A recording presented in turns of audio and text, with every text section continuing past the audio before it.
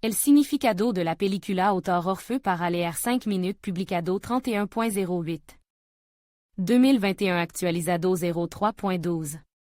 2022 hablando de la película, La Isla de los Condenados, con Leonardo DiCaprio, es imposible no mencionar su dualidad argumental. La complejidad de su percepción. Esta película se puede entender de manera absolutamente différente, y sobre su base se puede construir una gran cantidad de teoría compleja. Hasta el final de La Isla, es imposible entender que sucesos son una hallucination del protagonista y cual son verdadero, incluso. El final no nos da una respuesta inequívoca. Sin embargo, una cosa es segura, esta película permanecerá para siempre en la memoria del público. El argumento de la película. En la trama de la película est linéalogicamente conectada y coherente. En la primera, el protagonista est un détective que investiga lo que ocurre en un hospital psychiatrico. En la segunda, el protagonista est un patient.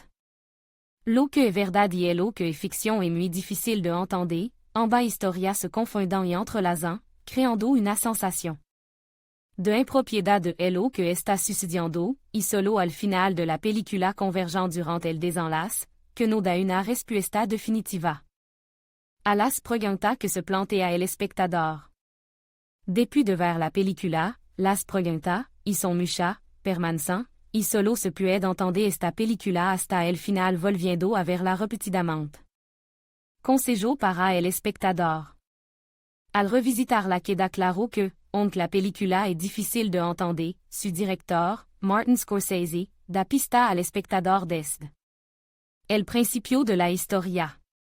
La acción transcurre en una isla, donde la única forma de escapar est desde un embarcadero, al que le gando detective, pero la trama del argumento detectivesco es que uno de los pacientes de la clínica ha escapado de alguna manera de la isla. Dicho esto, cuando los detectives le gan a la isla, el protagonista, Teddy Daniels, se encuentra bajo el escrutinio tanto de los guardias como de los pacientes.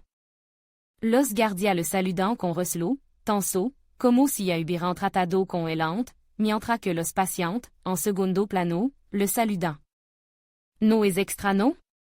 Además, aunque el compañero de Teddy, Chuck, est detective desde hace 4 años y parece saber manejar un arma, apna puede manejar una funda de pistola, lo que también nos invita a cuestionar la veracidad de esta línea de narración. Teddy también llama la atención en la película sobre el hecho de que los pacientes y el personal de la clínica con los que interactúa se comportan de forma extraña, de algún modo no sincera, como si estuvieran interpretando papel prescrito por alguien de antemano. Y por alguna razón los guardias no tienen prisa por buscar al paciente fugado, que supuestamente sigue en algún lugar de la isla. También es interesante el momento en que se conocen los dos detectives, se conocen en el barco cuando navegan hacia la isla, justo al principio de la película. Aunque lo lógico hubiera sido que estos dos, trabajando en el mismo caso, se hubieran conocido antes de comenzar la investigación. Es como si le hubieran colocado inesperadamente en circunstancia nueva y desconocida, es como si también estuvieran interpretando un papel, pero al menos Teddy cree plenamente que es un detective. ¿Qué sentido tiene? El sentido de la historia de la película comienza a develarse desde el principio, cuando el médico de la clínica habla de la paciente fugada. Habla del hecho de que ella mató a su hijo, y depuis acabó en la clínica. Supuse en ese momento creó un cierto mecanismo de defensa, y la paciente, rehén de su locura, estaba segura de que el personal y los demás pacientes de la clínica son repartidores de periódico, le show, en definitiva, aquella persona que la ayuda en su vida cotidiana, y ella misma está en casa. Esta es la primera pista para el espectador, que ayuda a comprender la esencia de la película. La segunda pista está en los objetivos personal de Teddy, que busca en la isla al asesino de su mujer, muerta por monóxido de carbono. Cree que Andrew Ladis, un piromano, está preso en la clínica, en cuyo nombre se desarrolla la segunda trama. En la película, este personaje aparece con una cicatriz, como distorsionado por la percepción de Teddy. El desenlace final de la película tiene lugar en el faro donde termina la investigación del detective y donde est, esperando ver un laboratorio secreto, se encuentra con el doctor. Es aquí donde Scorsese hace que el espectador se dé cuenta de que todo lo que hemos visto, toda la historia del detective, es una mentira y el delirio de la mente enferma de Andrew Ladis, que mató a su esposa Dolores, una enferma mental, depuis de que ella hubiera asesinado a su hijo.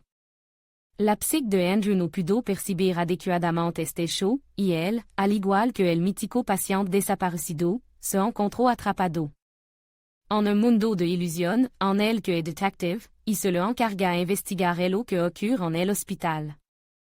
Toda la investigación que vemos a lo largo de la película está fabricada y representada por el personal del hospital, que conoce muy bien al paciente la dit, que le vado en tratamiento, y es teatro expertamente construido por el médico no es más que él.